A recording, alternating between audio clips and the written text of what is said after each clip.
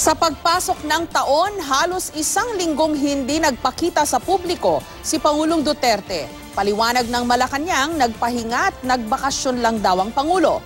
Pero may ulat daw na natanggap si dating Senator Kit Tatad na nagpunta sa isang cancer treatment facility sa China ang Pangulo. Bagay na itinanggi naman ng Malacanang. Live mula sa Quezon City, may report si Cedric Castillo. Cedric.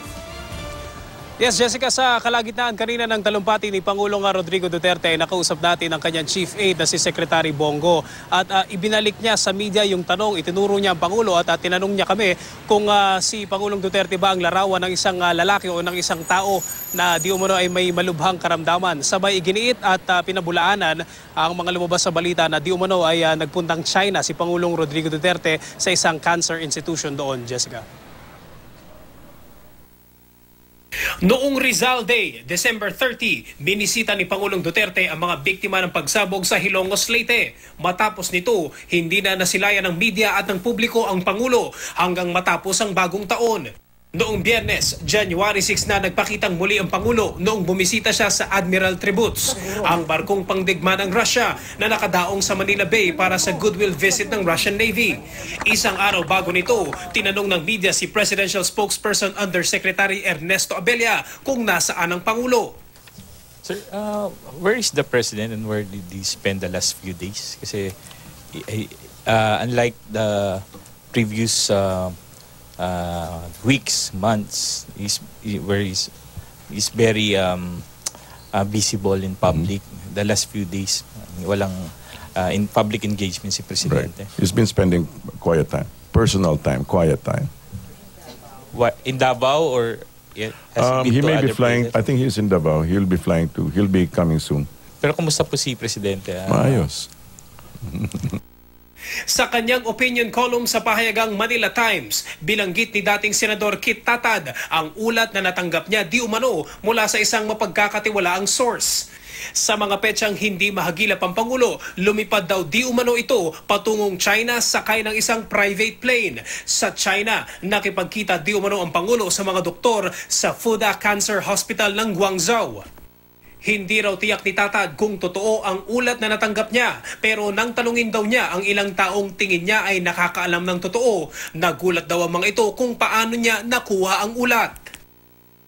Ani Tatad, pambansang interes ang nakataya kaya dapat harapin at linawin ng Pangulo ang issue. Pero si Special Assistant to the President Secretary Bongo na kasama ng Pangulo sa kanyang mga lakad, itinanggi na ang ulat. Nasa Davao City lang daw sila noon ng Pangulo. Hinamon dinigo si Tatad at ang kanyang di umanong source na kumpirmahin sa Fuda Cancer Hospital at sa Chinese Immigration kung talagang nagpunta roon ang Pangulo. Dinepensahan din ni Senate President Coco Pimentel ang Pangulo na kanyang kapartido. He has been very honest about his physical condition. Let us not revive the issue of his health just because somebody writes about it. We're not even sure if that's accurate. Dati nang itinanggi ni Pangulong Duterte na mayroon siyang cancer, bagamat inamin niya noon na mayroon siyang Buerger's disease, Barrett's esophagus at problema sa kanyang spine.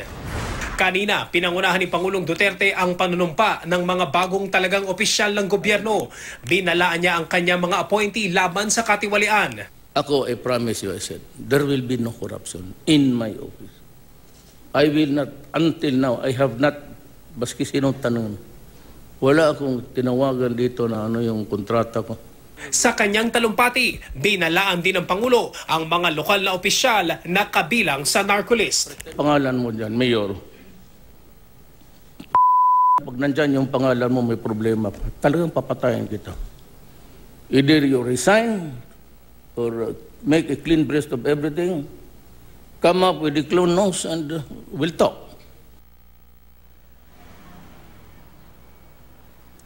Jessica, wala namang iba pang binigay na detalye si Secretary Bongo maliban na lamang doon sa sinabi niya na nasa bahay daw nung nakaraang o after New Year celebration si Pangulong Rodrigo Duterte doon sa Davao City. Samantala, Jessica, mag-update lang tayo doon sa according to Secretary Bongo is ongoing pa raw na cabinet meeting sa ngayon.